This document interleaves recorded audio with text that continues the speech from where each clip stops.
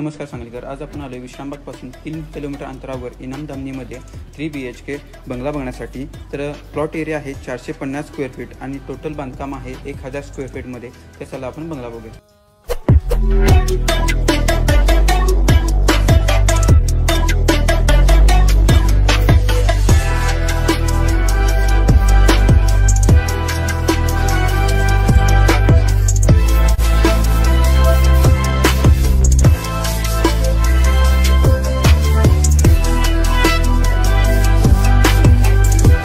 तर एंट्रन्स हा उत्तरेच्या बाजूला आहे. इकडे येणार आहे हॉल येतोय 10 बाय 12.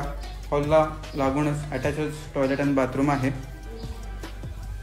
तसंच हॉलच्या बरोबर समोर येणार आहे किचन 12 बाय 11. इकडे देवघर देखील तुम्हाला इथे दिलेलं आहे. तर हॉलमधूनच तुम्हाला बेडरूमकडे जाण्यासाठी जिना